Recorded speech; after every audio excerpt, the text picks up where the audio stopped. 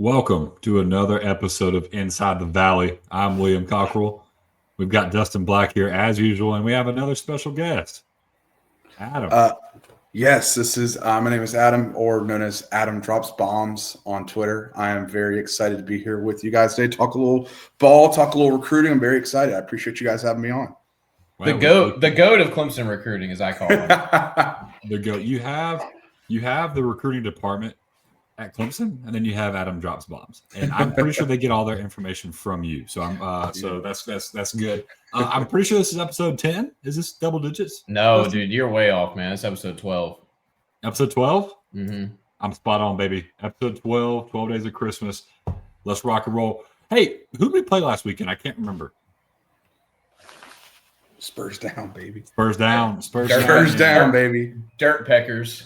Our state, man. Our state. How do we feel about that game? So, we were talking a little bit before, and I felt more relief than I did excitement. Now, of course, there were some good moments in the game. I was just relieved we got out of Columbia with a win. With the way this year has gone, I just knew that something funky was going to happen. But when you have a very movable object and a very movable force, or excuse me, a very weak force, someone is bound to mess up. And this game came down to who made the most mistakes. And the Dirt Peckers did make the most mistakes, thankfully. But I also thought we dominated them in the trenches. Like, as inconsistent as the offensive line has been this year, and obviously as inconsistent as the defensive line has been this year, I thought both had a really good game. And if there's there's no better place to win a football game, in my opinion, than just dominate your opponent on both sides of the ball in the trenches. And we talked about that. I think Blake Miller sunned Dylan Stewart. He did. Dylan Stewart did not finish the game. No. He was out. I think Brian Thomas did not finish the game, which Brian Thomas had some success. Our offensive on the sideline. Yeah, and our offensive line was getting some movement. Harris Sewell got beat a couple times on Adam Randall's touchdown. Harris Sewell got pushed back about 3 to 4 yards in the backfield. Mm-hmm. But hey, Adam Randall made him right. Adam Randall's made a lot of people look dumb this year. Too much of some people's chagrin. He's kind of the laughing stock of our roster this year, not because of his ability, but because of the fact that we have no depth at running back. And the fact that he's been able to do what he's done this year, he's going to be one of my favorite Tigers of all time. I've said this over 100%, man. I mean, I'm just very proud of him to step up into that role. He kind of, played wide receiver, didn't really play much his first 3 years, honestly really couldn't catch a cold. And then to do what he did on short notice after the SMU game, play well in the Texas game, and really just kind of build on that I've been very impressed with, just the moxie and the guts of what he has, just doing anything that you ask him to do. Because I think he said multiple times that, he thought about transferring a few times, but for him to stick out, and he played great versus South Carolina. I hate that fourth quarter touchdown got called back because that was a beastquake type run. But I'm just very proud of Adam Randall and what he's been able to do for this football team this year. Yeah, Colin Seller's a terrorist for that. There's not a lot I'm going to want to remember about this season, but I will for sure remember what Adam Randall did this year for sure. And I think the other person we'll remember is our Inside the Valley player of the game, the Jaden Zachary of this football team, Will Helt. You want to talk about a guy who came in and set the tone? Coming into the year, I had Will Helt as a second round grade as his ceiling. And thought we might get 2 years out of him, but I was still kind of skeptical because I'd watched him play at Purdue. And I was like, man, this dude's phenomenal. You put him next to TJ Parker, no one's going to be able to double team him. He's going to be great. Well, one of two things happened. TJ Parker did not bring up his end of the bargain, and Will Helt did bring his. And I think I would not be shocked if Will Helt starts to inch into that first round conversation this year. He's got the measurables, he's got the athleticism, and then he's got the production. 4 tackles, 1.5 sacks, 2 tackles for loss, and a pass deflection. This dude filled up the stat sheet against South Carolina. I call him the Jaden Zachary guy because he plays tough, he plays hard-nosed, and he brings the energy. And that's what Jaden Zachary was for our basketball 100%. team. I mean, you saw the first play of the game. Sellers kept it. He came across and just buried him for a loss. And I feel like that really set the tone. Mm-hmm. It really did. It did. And you talk about Ricardo Jones, Dustin's guy, Ricardo Jones' legacy game. I mean, I think the student section is having nightmares of seeing six in their face doing the chicken dance. I mean, that was phenomenal. That was phenomenal. Dustin, who else are we missing? Who else had a great game? I thought Cade was pretty good. I mean, he had some bad throws, but I thought Cade had a pretty good game considering, what we've seen from Cade this year. I thought that he made some pretty good plays. That's the most frustrating thing about Cade is like if you never watch Clemson play, but you watch that one game, you got the full Cade experience. Yep. Like overthrowing Antonio, missing underthrowing Adam Randall, dropping the ball in the red zone, but picking it up and scoring. I mean, but then you see some plays where he gets out of the pocket and he rolled out Antonio on the third down. It's just you got the full Cade experience. Yeah. Like the 3 years we've seen him, that is what we've seen. You even saw him getting stoned at the line of scrimmage and making good decisions in the running game. So I mean, it's like you literally saw everything. You saw the quick game working. You saw the deep game working. You saw him overthrowing targets. You saw him underthrowing targets. You saw him, which I will say this. I was giving him flack on the Jalen Kilgore interception. Jalen Kilgore made a hell of a play. That was just really good defense. Of course, you want to miss him deep a little bit, but you think your guy wins in that spot. And Jalen Kilgore just did a really, really good job. I thought the running game looked good overall. I thought Gideon Davidson was able to move a little bit. Obviously, Adam Randall looked great. He would have had 143 yards rushing if that holding call didn't get called. So I think he was at 108. And then the defense. So you look at the defense and like this year, I can't tell you how many times I've watched the game and I said this defense was horrible. And then I go and look at the stats, and some parts of the statistics were horrible. But then you're like, wait, the other team only scored twice? Huh? Yeah. Like Boston College was an example. South Carolina was an example. And I think the game plan going into this was Tom Allen said Lenora Sellers is going to have to throw the football. And he did. He did to the tune of 381 yards. However, if you've watched Lenora Sellers at all in that South Carolina offense, they cannot do anything if Sellers can't run. And 12 rushes for 2 yards ain't going to cut it. Well, yeah, I think I'd regret it if I didn't say that was probably the best performance by a duo of linebackers since 2021. Yeah. Wade seriously, like Wade and Sammy played really well. Sammy did a lot of spying, so when you watch the tape back, it's really a lot of 3-man rushes with Sammy spying. Like we really didn't send a lot of numbers at Sellers at times. It was just the guys winning up front, and then Sammy would just stay back and spy, and he did a great job at that. And the stunts were phenomenal. The games we played at the defense. Sorry, Adam.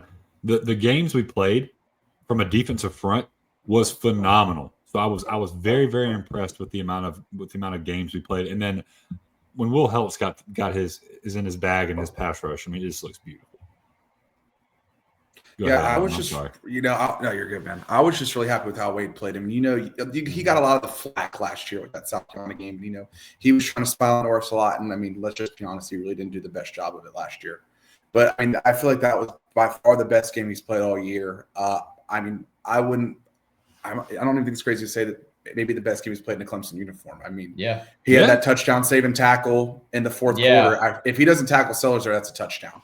And that game is very different if he does. Absolutely. Tackle. Yeah. 100%. And then you had the big play on fourth down where he batted the ball down. I was just very impressed with how Dustin and I texted each other like at the same time when that happened. I think he just saved the game. And he reminds me of Cole Stout. And Cole Stout was that guy who gets thrust into a situation and he's awful and everyone's hating on him and he's getting booed. I mean, I remember like we were playing SC State or somebody and he kept throwing incompletions. No, it was Louisville. And the stadium's just dead quiet. And all of a sudden you hear someone yell, "Give him a chance." And I almost lost it. But Cole Stout's last game in the Clemson uniform, he'll always be remembered for that game. Oklahoma. And how he dropped 40 on Oklahoma's head when we were supposed to get stunned. Well, Wade Wood has kind of had that performance against South Carolina, in my opinion. I mean, we forced turnovers. Yeah. 2 fumbles forced, 2 picks. I believe it was 2 fumbles. Am I remember that correctly? I remember the wide receiver. Yeah, the AV one forced in the first quarter, and then Hannafin forced one in the fourth. Yep, you're right. Yeah, Nick Harbor had one, and then what's the other? Jared Brown. Jared I think Brown. was the other one. Yeah. So we'll rush through our keys of the game. Dustin said the special players had to be special. He defined special as TJ Moore, Antonio Williams, and Adam Randall. They were all special in different ways. TJ Moore led the team in receiving yards with 101. Antonio Williams had 7 catches, so led the team in receptions, and he converted 2 big third downs. Mm-hmm. So yes, Antonio Williams was targeted 13 times and missed some ones that I wish he would have gotten. Specifically, that touchdown to the back of the end zone wasn't his fault. But the third downs were huge. And then Adam Randall had 108 yards rushing. And Adam Randall, again, just time and time again, has just impressed us. Dustin's defensive keys: make the offense snap the ball as much as possible. No big plays. I wish you wouldn't have put that last part in there. 5 plays for 20-plus yards. 5 plays went 20-plus yards. 2 of those were touchdowns. You take away those 2 plays, I mean, Sellers still had a great day, but he doesn't even have 300 yards passing. So, and then is Jaden Lucas a terrorist? I mean, man, that was a Minneapolis Miracle-esque. I mean, yeah, I don't know what that was. And Corey and Gibson too. I don't know what he was doing. He should have just, tried to make a play on the ball. That was. I mean, I don't even know what that was. And I'm giving Lucas flack. I think he thought I think he either thought the ball was down or he thought he was falling down. I mean, it was a really odd looking. I don't know. I'm trying to give the man some credit. That sucked. That was awful. And then the big one too. I mean, I feel like there should have been a timeout call. I think Brandon Scherzer has a lot of potential. If he was ever in a one-on-one situation with Nick Harbor, I feel like you got to call. You can't put timeout. You can't put Scherzer. That's our cornerback 4 against their wide receiver 1 who can run a 4.340 and is 6'4". I mean, I like to call Nick Harbor a 6'4" Jalen Hyatt because that's really he just runs a go route. And he runs it better than 90% of the people at college football. But I was hoping the donkey hoofs would come out, but they didn't. Yeah, they didn't. My keys. So Dustin, you were 1 for 1. 1 for 1 on offense, 0 for 1 on defense. So 1 for 2, 50%. Hey, that's Hall of Fame batting numbers. My keys. We don't want to talk about my offensive keys because, buddy, did I jinx us? Clemson, 75th in the country in red zone offense. I said Clemson needs to be, 75th in the country in red zone offense. They've been 31 times. They've scored 84% of the time, touchdown 61% of the time. I said they need to score 100% of the time in 80% touchdowns. Well, we scored 75% of the time. If we didn't have to pick, it would have been 100. So I'm okay with that. But the touchdown percentage was 50%. Again, an improvement from what we've seen in some. I know our average on the year is 61%. I just thought we looked better in the red zone than we normally do, even though it didn't statistically look that way. So didn't give myself credit for that. Can't throw interceptions. Cade, what we doing, buddy? Can't be doing that in the red zone. One thing I like to say, when you miss a wide open opportunity, bad things seem to happen afterwards. You go back to the Duke game. We dropped 2 picks in a row. I looked at the person sitting next to me. I said, they are going to score a touchdown right here. You think about basketball. I've already made one basketball reference. When a team gets an offensive rebound and kicks it out to a wide open person at 3, they're going to hit that every single time. Period. I don't care what the statistics say. It's 100% effective. Cade throws an interception in the red zone. So that was our only turnover, though. I'll live with it. And then the game needs to be won on third down. Needs to keep drives alive to protect our pass defense by converting 75% of our third downs. We did not do that. I think we converted 38%. And then my defensive keys, much better. Can't let Sellers beat you with the legs. We talked about this game plan being similar to Florida State. Dustin, I think you would agree with me. I think it was almost identical. And the only difference was South Carolina capitalized when we made mistakes. Florida State did not. Yeah. So Sellers had 2 yards rushing as opposed to Cassiano's 40. And then Keith Harbor's yards per catch under 20. I got it. He was at 19.6. I'll take it, baby. That's unbelievable. They don't ask how, they ask how many. 19.6, baby. Suck it. And then last time calling for this 10-plus TFLs, that'll never happen in Clemson history going forward. I'm sure of it. We had 6 TFLs, but we played well. I can't tell you how many times we got tackles for no gain. So depending on who you follow, who you get your statistics from, they might have had more TFLs. Yeah, I counted 6. Really, we're pushing around the Great Wall of Carolina. The Great Wall of Carolina, which I would have agreed. All right, so think about this. 3 years ago, Little William, Cam Pringle's there, Josiah Thompson, all the other cats. Blake Franks. We whiffed on, who was about to commit. Well, Thomas Austin pressured him to commit, and then he didn't want to. Then Carolina. Yeah, that's his uncle works with me, and I don't think he was ever coming to Clemson, based off what his uncle said. But maybe that's because of what's happening now. And then he also never mind. I'm not going to share that. So. Blake Frank, excuse me, not Bubba Franks. I'm thinking of Green Bay. Cam Pringle, Josiah Thompson. Josiah Thompson. Marquis Anderson too. Who? Yeah. There's another one. Don't make me sick right now. Don't make me sick. They've gotten some dudes, and I was like, man, this offensive line is going to be legit, and they have been horrible, horrible. So you think with Sean Ellis taking over there, not Sean Ellis, excuse me, Sean Elliott taking over there, they're going to improve. I think they will. I don't think it'll be as big of a problem as it is now. But man, that Great Wall of Carolina got pushed around a little bit. We were the Mongolians, and we got over that Great Wall of Carolina. Anything else you want to talk about from that game? I just feel like it was the most complete effort we'd seen from both sides of the ball all year. And, it wasn't pretty, but they're playing their best football right now, and we know it's been an ugly year. I mean, we're Syracuse's only ACC win, and that is atrocious. But they're playing we're playing our better ball now, and I was very proud to just see going into a rivalry game, hostile environment, to see us play our best football was the most important thing to me. Syracuse did just sign Tusi, so they do have some. Yeah, they got some juice going over there. Frame Brown's got it going. Which to think I said I wanted him to be our head coach after that game is a very horrific take that I said out of some anger. Yeah, sometimes that happens. It gets the best of us. Don't worry. Hey, you get one every now and then. You get some mulligans. All right, Dustin. At your golf course, you'll get any mulligans out there? At the new golf course. Yeah, get a breakfast ball. Yeah. Hey, hold on. We're not addressing you correctly. You're director, Dustin. Now. Oh yeah, thank you. We're double D.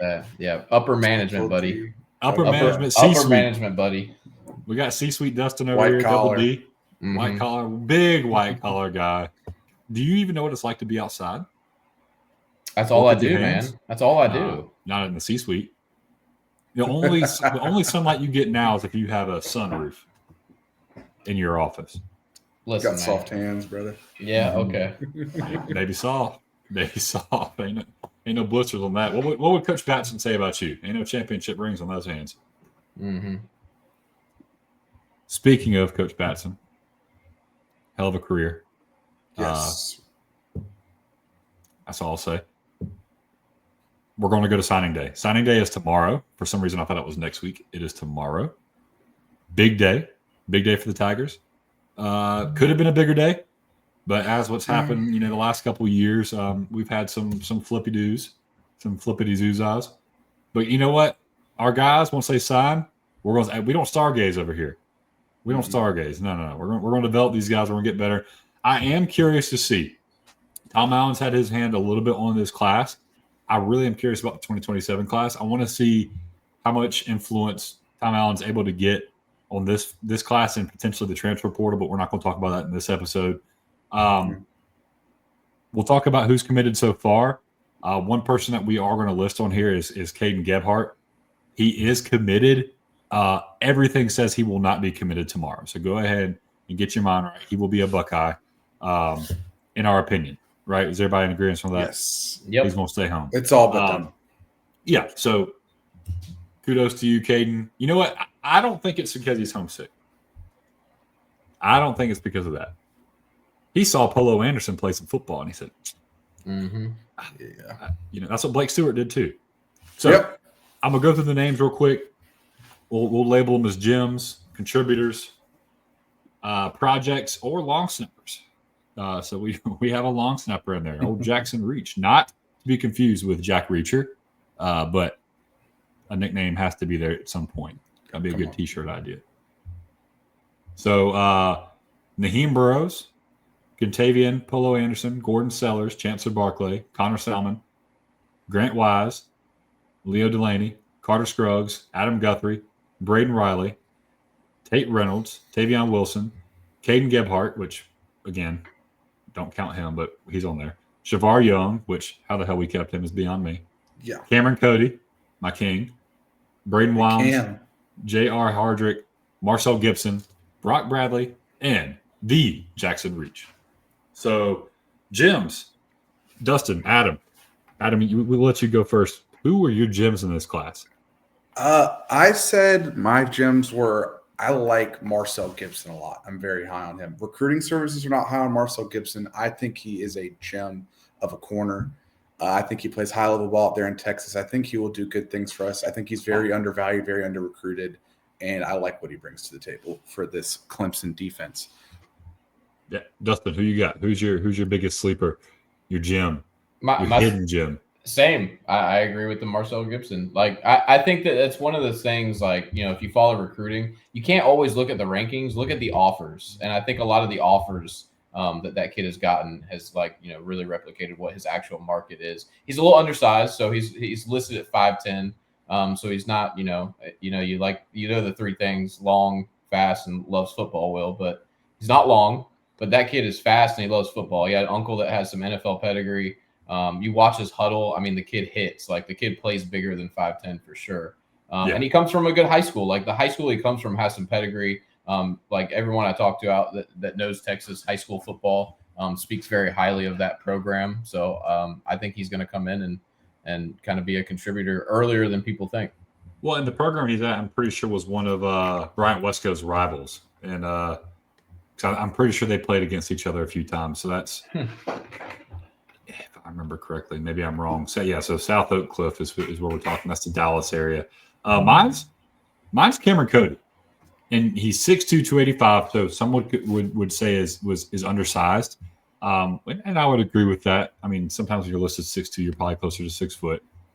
He does look like 6'2" on tape. But what I like the most about him is, he plays very violent. He's got long arms. And my favorite thing about him is he's a wrestler. And not just any wrestler. He is an accomplished wrestler. And anytime you get somebody in the trenches, specifically in the interior of the offensive or defensive line that has wrestled, they're going to play with some tenacity. They're going to have great footwork, and they're going to blow the piss off of you off the ball. So I'm really intrigued by Cameron Cody. Yes, he's the only defensive line product that we're getting as of right now. Keyshawn Stansel flipped. BPW never did commit. So Cameron Cody is my diamond in the rough. I really think he's going to turn some heads by the time he leaves Clemson. I agree. And that's a guy, some schools try to circle back on. I know Tennessee tried to get him off his commitment, but I think he's going to do great things for us. I'm very excited to see what he can do for us as well. Yeah, he probably wanted to go to Tennessee until he found out that Josh Heupel is not in the Penn State running. So, Dustin, we'll start with you this time. Who's your belle of the ball? Who's your number one guy? Oh, I have Contavious Anderson. So I'll just say this. Like, there's been this thing that ever since Isaiah Simmons has left, everyone's like, oh, that's just like Isaiah Simmons, or, oh, he's going to play the Isaiah Simmons role. Like, this guy actually does it in high school. Like, the dude lines up everywhere.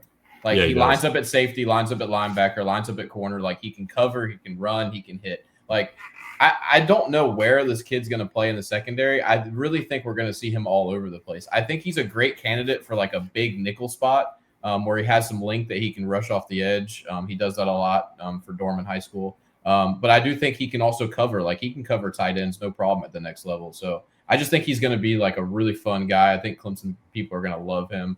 He's been committed for a long time. And, obviously with all the decommits we've seen, we've been kind of worried about, him as a top 100 kid getting lured away, and he never wavered. So I think he's one of the leaders of this class. I think he's going to be one of those guys that does really good things for Clemson and stays Clemson until he graduates. And he's going to look beautiful next to number 6, Ricardo Jones, back there. And one of the things I love the most about Contavious is he's long, he's fast. The dude loves football. But in all seriousness, he's 6'2", he's 200, he can move. Like he's awesome, man. Like, just go watch his highlights. Like, he literally does it all. He can rush the quarterback, he can cover, he can hit. Like, it's just fun to watch him play. Yeah, and he laid out that guy from Dutch Fork last week. And that's why, and he's playing hurt in that game, right? So he's playing hurt. He comes out of the game, has to go back in. That tells me he loves football. Yep. But he's a Power 4 commit to a big time program, and he's playing hurt in the high school playoffs. That tells you that means something to him. So, and that's all right. I joke a little bit about Tom Allen saying being long, fast, and love football. He is literally all three of those things. Mm-hmm. And he loves Clemson, man. I mean, his whole process, I've had talks with him where, he coveted that offer so much. South Carolina came in, some of these other top schools came in and offered him. And, he always wanted that Clemson offer. What took us so long at him? I don't know, man. I tweeted out, offer Contavious Anderson. And then, we finally did it like I remember it was right before Christmas, and he tagged me in the tweet, and I was like, you know, it was great. I mean, it just took us a while, but I mean, the kid loves Clemson. You know, he wanted to go to Clemson the whole time. You know, that was his dream school. You know, some kids say, you know, Clemson's their dream offer, and we know that usually is a death wish. But, you know, with him, it was, you know, true. And he's been, David. But he's just been steadfast in that. And he loves Clemson. He loves the people. He loves the program. And I think he's just a culture fit 100%. Yeah. Love watching him play. So number 11.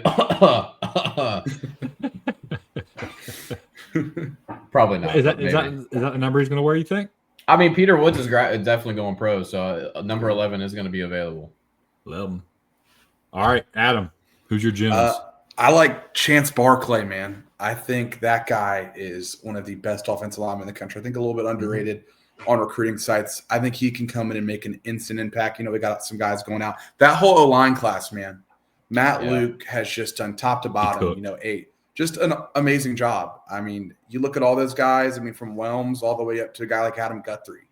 I think we have a, you know, bunch of guys who will just come in and make an instant impact. And I also said I like a lot of Gordon Sellers, man. That whole wide receiver group, those three guys are going to make instant impacts at Clemson. Can I say this, too? The fact that we were able to keep all three speaks leaps and bounds to Dustin's king, Tyler Grisham. But in all seriousness, like, all three of those guys are getting big time. I'm surprised Connor Salmon isn't sitting in James Franklin's office right now. Right. I mean, he's right there in the neck of the woods. So I don't know what we did to convince him to stay, especially with Naheem Burrows and Gordon Sellers in this class as well. But hats off to whoever convinced him to stay. And same thing with Naheem. I mean, I remember when he committed, you know, before there was that smoke to him about going to Florida. Yeah. And everyone was like, oh, he'll flip to Florida before, you know, signing day. And, you know, Texas was the one up there too, you know, throwing around big money. But he's been steadfast that he is committed to Clemson. He wants to be at Clemson. And you know, that's a big thing because you got two programs like Texas has, you know, flipped some of our guys before, you know. So it's like just to have him be steadfast, you know, he's a top 3 receiver in the country, in my opinion. Easily. And for him easily. And for him to, you know, be like, no, I'm coming to Clemson. Is, you know, it's a big deal.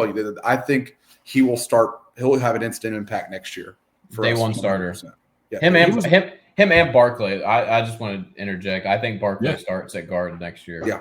Like he is what they look like. Like he is what they look like. Like if you're building a prospect coming out of high school, it like what more do you want than what Chancellor Barkley offers? And also another immense culture fit. I mean, Chance Barkley is a Clemson kid. Yep. And that's the kind of kids you love to see in your program. Putting him next to Braden Jacobs is going to feed families. Yes. Oh man. And let's put Braden Jacobs back at tackle, please. He will be. He will push him back to left tackle. And you know what? That'll help Barkley out. Yep. Obviously, when you have someone that big and then who has experience, they can help him out with the plays. And then obviously, if you make a mistake, Braden Jacobs is big enough to kind of help you out a little bit in that aspect. So good segue here. Naheem Burrows is my bell of the ball, so to speak. When he signed after the March big official weekend, I knew he was going to be one of those guys who emotionally signed and was going to leave within a month. Like I just knew that was going to happen. And, you know, just to reiterate what you said, Adam, like Florida came knocking, Texas came knocking. You just knew, okay, we usually don't keep those guys. The fact that he stayed steadfast to us speaks leaps and bounds about who he is, how much we valued him, and then obviously how good of a freaking football player he is. And the fact that he doesn't have 5 stars right now is mind-boggling to me. Mm-hmm. He reminds me of TJ Moore, late in TJ Moore's recruiting process. I was like, how does this dude not have 5 stars? How does this dude not have 5 stars? And then he shoots up at the very end. Naheem Burrows didn't quite do that. Maybe it happens if he plays in one of the All-Star games. Yeah, well, I mean, TJ got MVP of the All-American game. Yeah. And that's Army game. So, you know, Naheem definitely has a chance to do that. Or was it Under Armour? I can't remember which one. No, it was the Army All-American game for TJ. Yeah. But Naheem Burrows, you got a guy who I think is going to play in the slot. He's going to come right in behind Antonio Williams and do what Antonio Williams was able to do. But no slander to Antonio Williams. I think Naheem Burrows is more polished. I think he's already a better route runner. I think his hands are more natural. I am super excited to see Naheem Burrows step into this program. He's got great size. I think he's 5'11". He can run. He's thick. He can break tackles. He's elusive. He is you think about Artavis Scott, you think about Ray McLeod, like all those guys were good, but they were lacking just a little bit of something. Naheem Burrows has all of it. You know, and Artavis he's Scott, a threat in the return game as well. Right, and Artavis Scott was too, Yep. Ray as and well. Ray. But you talk about Ray, he doesn't have the best hands. Right, didn't have the best hands. A little thin. If you got a hold of him, you're going to rock him. He's going to fumble, and everybody's going to get pissed off.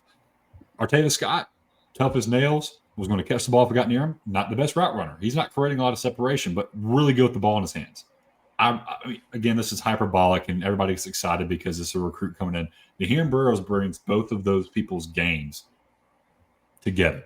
He's got the route running ability. He's got the hands. I cannot wait to see Naheem Burrows play in a Tiger uniform, and I wouldn't doubt seeing him again. You talk about Dabo and him being a freshman.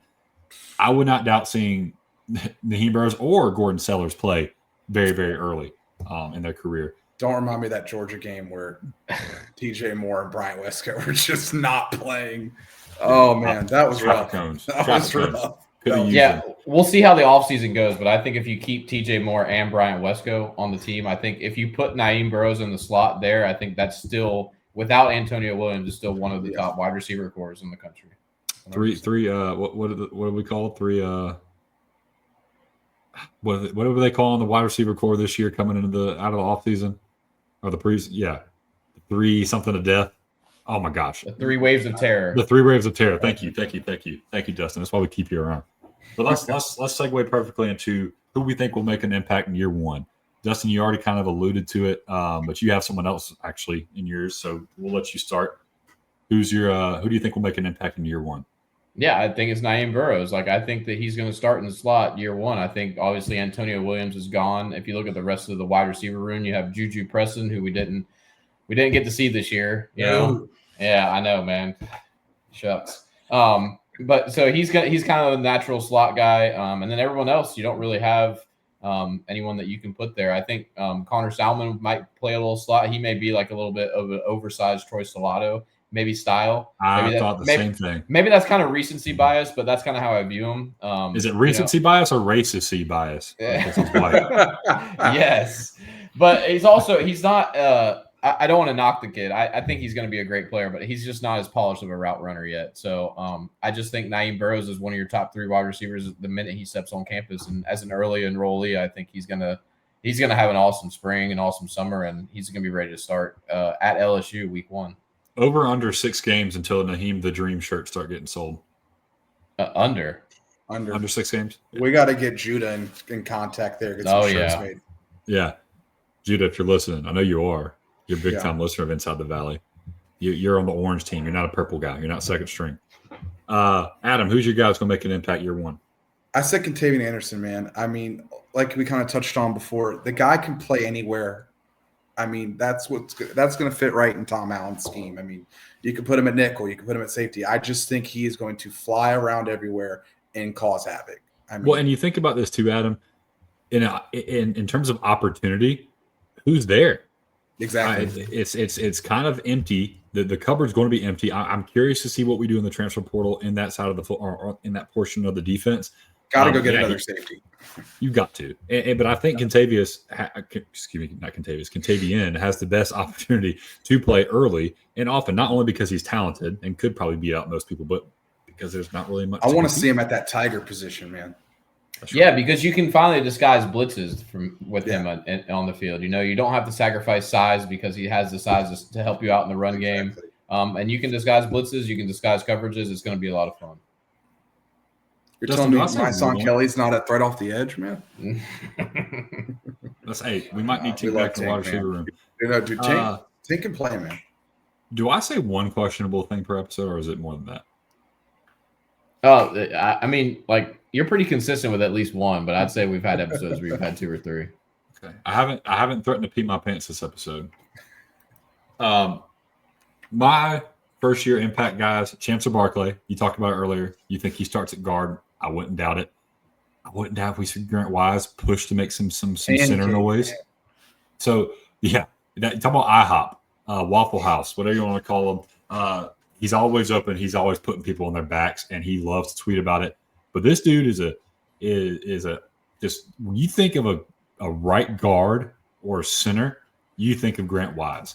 Now, why I don't want him starting at center, or why I wouldn't want anybody as a freshman starting at center, is the center has to be very cerebral. They have to understand a lot more than everybody else. They set the shift in the pass blocking. They ID the mic. They have a lot to do pre-snap that other positions don't have to do on the offensive line. You don't really want a freshman doing that. I would assume Harris Sewell slides into the center position this year if we don't get somebody out of the portal. And I wouldn't doubt if Grant Wise is not that rotational guy like a Braden Jacobs was last year or this year. This year's not quite over yet. But Grant Wise, he plays with that tenacity. He plays with that toughness. He's going to be a guy who at least travels. But Chancellor Barkley, I think, will play. I think it's going to be very difficult to keep that kid off the field. And then we move up. So we've kind of identified like who we like in the class, whatever. Who do you think will be projects? Who are our projects in this class? Who's coming from D block? Who's coming from the projects? I like J.R. Hardrick, man. I mean, he doesn't really necessarily play the best competition up there in Tennessee, but I think he could fill into a player. I think he's very raw. He's definitely going to take a little bit of while. I definitely think he could turn into a good rotational piece for us coming off the edge. Yeah, and you talk about something you can't teach. You can't teach 6'6". Exactly. He's a big cat. 230 pounds, so he's a little light in the ass. You want to hope that whoever who's the strength and conditioning coach now? Dennis Love. Yeah, Dennis Love. You would really hope Dennis Love gives him some TLC, some DLC, some Dennis Love and care. Whoa. You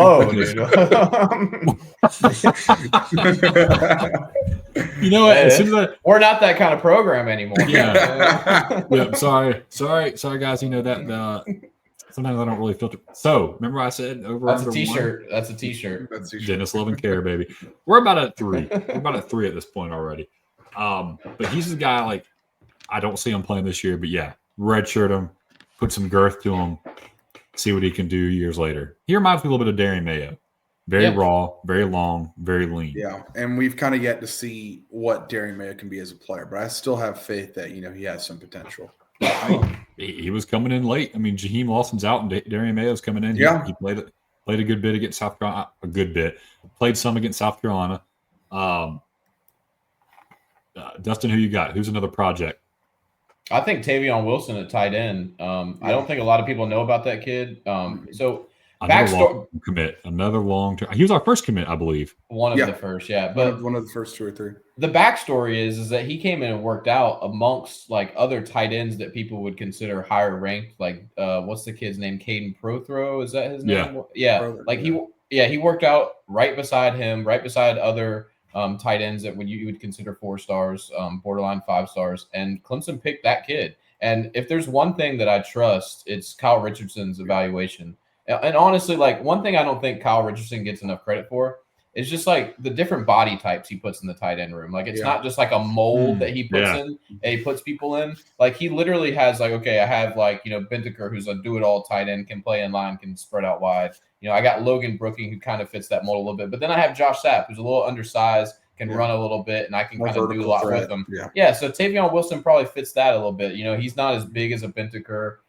He's probably not going to be as physical as a Logan Brooking, but I think that they're going to find a way to get him involved in this offense. And if they like him, I feel pretty optimistic that he's going to, contribute at some point. Yeah, because you don't really hear a lot about Tavion Wilson when you talk about this class. I mean, very, very underrated guy. West Virginia, that's not really I guess I would say highly recruited area. You don't really hear as much about him as if he was in Florida or Texas or whatever. I mean, very just kind of underrated recruitment. Just like didn't really hear a lot about him, but I definitely agree he's very underrated.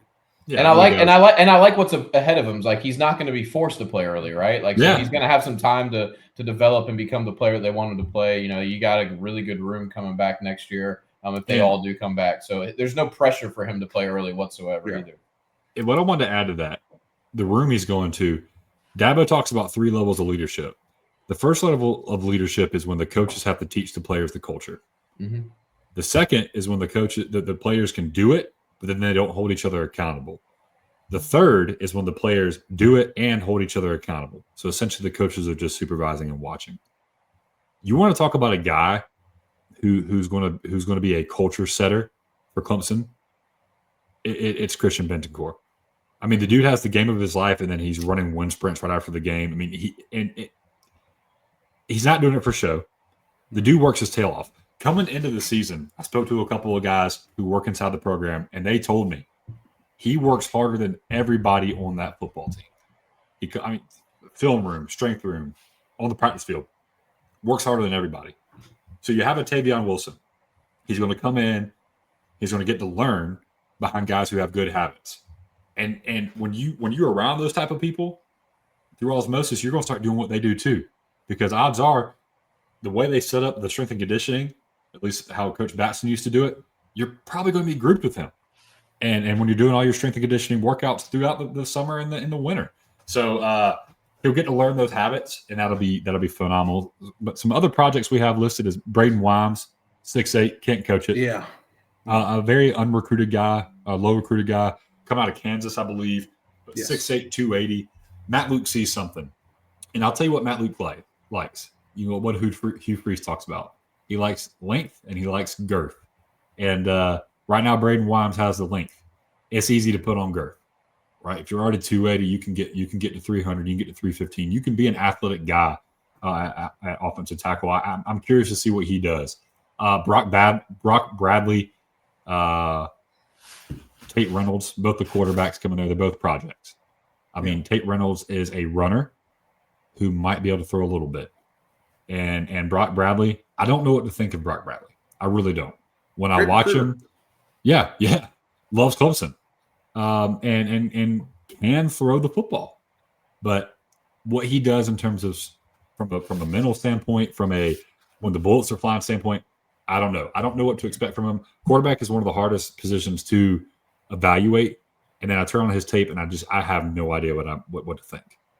I expect him to play kind of like the Trent Pierman role. Like maybe he's probably better than Trent Pierman. Probably has more tools as a quarterback, but I think he's more of the his strength is between the ears, basically. Yeah, what I'll say.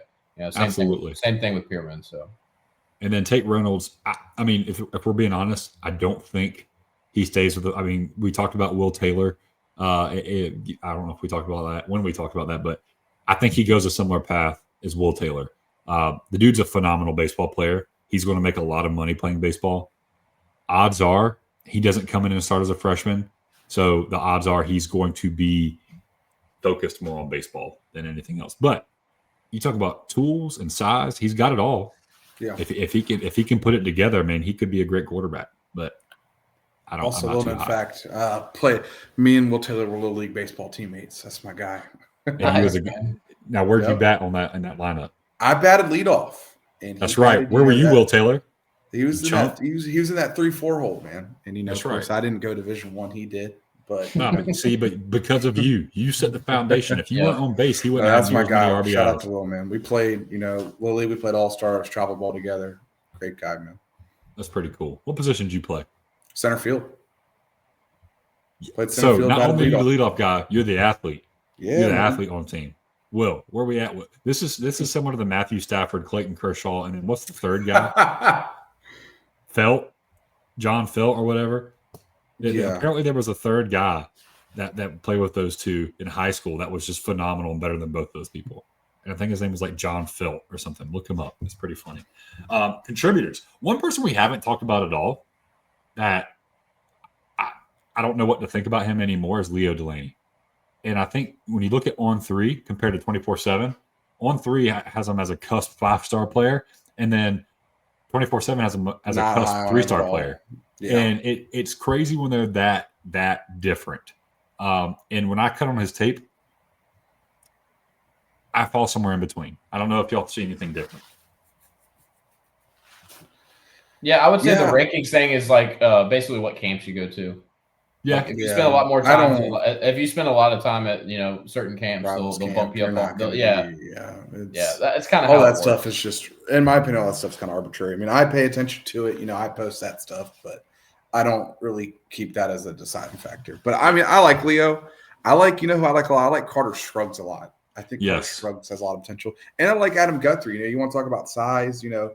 That kid comes in. I mean, he had offer. Ohio State wanted him. They kind of were late to him. And they wanted him, and he came in. I like Adam Guthrie. Great basketball player. That's kid's an athlete. I think he definitely. I don't know if he'll necessarily play right away, but I definitely think he'll carve out a role for himself. Yeah, I mean, we got to be careful because Dabo owes Brownell a player now. He's going to do the reverse Ian Shefflin, and then we're going to have a little Jokic out there on the basketball court in the offseason. Hey, they could take Braden Williams. He's from Kansas, so basketball's in his blood. He's 6'8". One more guy I want to talk about too before we move on. Wait, you know what? Who hasn't been brought up at all? Dustin, your goat, your king, Shavar Young. We haven't brought him up at all before. So I was about to close this out. I need you to be able to talk about your king a little bit. Dude, that kid is electric. Like, you can watch his huddle and you can see him play offense, like wide receiver, running back, return game. Just a great athlete. Like, I don't think he's fully there technically. I always like whenever we got guys that played obviously corner and wide receiver in high school, because they haven't hit their ceiling yet. Like, they've spent half their time playing offense, half their time playing defense. So like, there's still a wide, range of upside there once they start focusing on playing corner. And if you have a good corners coach there to coach them, I mean, they've got all the tools in the world. It's like, it's like both guys, the Gibson and Shavar Young, are both going to run 4.4, 4.3, like high 4.3s. So. Two underrated. I think this is a very underrated corner class. I'm kind of disappointed we couldn't add a taller, more rangy corner. I mean, I know we kind of tried to do that, but I definitely am not mad with taking away Gibson and Young. I think two guys that will definitely be able to come in and play for us. Totally agree. And then Braden Riley, our latest commit. Fun fact: white linebacker out of St. Xavier. Y'all ever heard of Luke Kuechly? Yeah. Maybe Braden Riley turns into Luke Kuechly, But I like him. Linebacker, they play against the top of the top. I mean, he's 6'3". He's got good size to him. He's got length. He's got some speed. And it looks like he loves some football. And I think he's going to be a pretty good football player. I don't know what to think yet. Haven't watched him as much as I've watched everybody else. But I'm curious. I'm curious to see what he can do. Another guy plays both sides of the ball, plays from wide receiver. Yeah, I'm just glad we were able to get a linebacker in the class. I definitely think he's a good guy. We're still waiting on that running back. I don't think that's quite going to happen. We turn our hopes to David Segarra in 27. We'll see where that goes. But I definitely am high on Braden Riley. I think he was a good flip. I think Ben Bowler is doing great things in that linebacker room. So, positions of concern. You talked about running back. If we talk about my positions of concern, it's running back and edge. I don't like we're losing a lot off the edge because I think Will Holt's gone. I think T.J. Parker's gone, regardless of what you think of him. Jaheim Lawson comes back. Oh, and then my king, why is his name slipping me right now? Cade Denhoff is also gone. So there's three guys gone, and then we're replacing him with one person, the project, who's not going to be able to even play next year. So I think edge and running back have to be our two biggest needs in the portal. I definitely think I already know defensive edge is going to be addressed in the portal, but I think you got to at least get two. In my opinion. Yeah, I agree. Yeah, and that's a good thing. Like, I know it sucks that if Help comes in and plays so well that he ends up going to the draft, but that's good. That's what you sell to other. And you can show that. Yeah, you come here 1 year, you can go to the draft easy. Yeah, so it's great. TJ, I think TJ. I mean, he doubled his sacks the whole year against South Carolina. It's nice to see him play well there. But I mean, I don't think he showed what he wanted to this year. But I still think fringe first round guy. I definitely think he'll probably still go. TJ Parker, I think, had maybe 15 sacks against South Carolina alone in his career. You think about it as a freshman, I think he had 2 or 3. Mm-hmm. Last year he had 2 or 3, and this year had 4, so not even close to 15. But man, I think he had double-digit sacks against South Carolina in 3 games. He stepped up, man. I mean, any other highlight? Any other positions you think we're weak in? We need to shore up. I know you said running back, man. We gotta get. We just got to get more consistent about recruiting right back. I mean, let's think about it. I mean, this is 3 out of the last 4 years that we've whiffed on our running back targets. I mean, we had one last year that decided to pull. But also, I mean, Gideon committed when he got the phone call. So that wasn't really, a hard recruiting battle. I mean, we had to fend off Notre Dame for him. But, I mean, you whiffed on – I don't know what your Andrew Paul was. Whiffed on him. We whiffed on some top guys in that class. Whiffed on some top guys in 23. Had to get Jay Haynes and, Jarvis Green. But just want to see more consistency out of recruiting in that running back room. Yeah, because when we get guys back there, They're good. Yeah. And I think, if anything, regardless of what you think about CJ Spiller, if you watch this year and saw the development of Adam Randall from game 1 to game 12, if I'm a running back, I watch that and I'm like, man, okay, I can go there and get coached up and I can get better. I don't know. So we'll see. Shout out Peyton Strecco. I think we should be a little bit worried about D tackle too. Like, I know we have Amari Adams and Stephon Green, but go ahead and name the next defensive tackle up behind them. Yeah, Vic Burley, if he can stay healthy. And then after that, I mean, the last couple of ones we've signed: Mekhi Williams, Lee, Cameron Cody in this class, and Champ Thompson. So yeah, and Heaven Brown Schuler. Yeah. So any of those guys, I don't feel really great about them. So I definitely think defensive tackle recruiting needs to pick itself back up. And also linebacker. I mean, we just got Rowley, but you're losing D Creighton today to the transfer portal. I mean, and from my understanding, Jamal Anderson is going to be transferring as well. So you got to go get some more guys. I mean, I don't know. I guess Kobe McLeod can come back next year, but you got Sammy Brown obviously. But you maybe got to go get someone else in that room. Sammy Brown, Drew Wood as. Well, it'll probably be Jeremiah. It'll probably be Jeremiah and Sammy next year. True. And then it'll be interesting to see if Sammy wants to play 1 year with his brother or not. Yeah. I doubt it. But everyone says now. I don't know if I believe this, but a lot of people think that Max might be better than Sammy.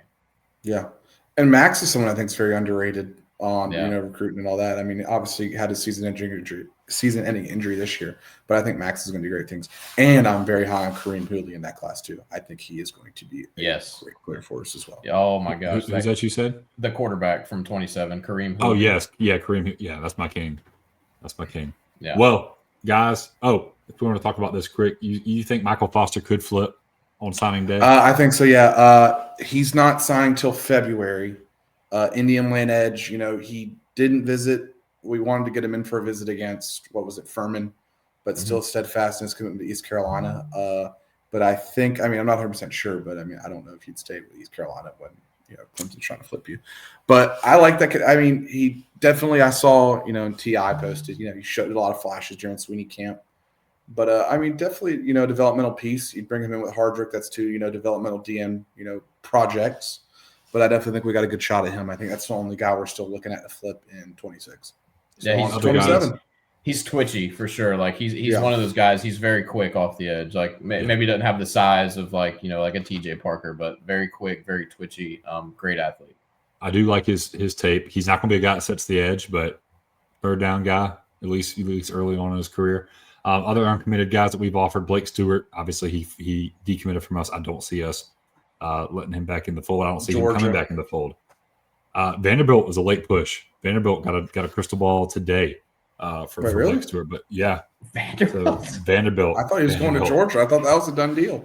He got two crystal balls for Georgia, and then he got one for Vanderbilt today. What a world we live in, man. Yeah. Who would have thought? Curtis now too, crazy. Man. Anchor down, man. Anchor down. Clark Lee, man, I respect it. Jordan Carter, another one who I'm pretty sure he's the one who keeps flipping between Auburn and Texas A&M, and now he's got no home. Carson Baker, which he seems like he's a wrap to South Carolina, and then Cam Brooks. My man thought he was going to go to Cal instead of come to us, and I don't think we allowed. I think we said we good on that one. So yeah. He showed his colors a little bit in that situation. So don't see any of those guys coming. I don't think Jordan Carter and us have been in contact at all. I think he's going to Tennessee now. If I saw, I don't know. Or Georgia Tech. Georgia Tech. Georgia Tech's making a late push on him too. He is a Georgia guy. I'm pretty I'll just be glad when we have everybody signed. Yes, absolutely. So unless you have anything else, we're going to wrap this one up. It's a pretty long episode. Adam, thanks for coming on. I appreciate it, guys. Had a blast, man. I appreciate it. It's been a lot of fun. Yeah, C-Suite Dustin allowed you to come on. Old Double D over there. So great episode. Adam, we'll have to have you come on again soon when we talk about transfer portal, go through some of these classes. And guys, thank you for listening to another episode of Inside the Valley, brought to you by the Walk On Red Shirts. Have a great weekend.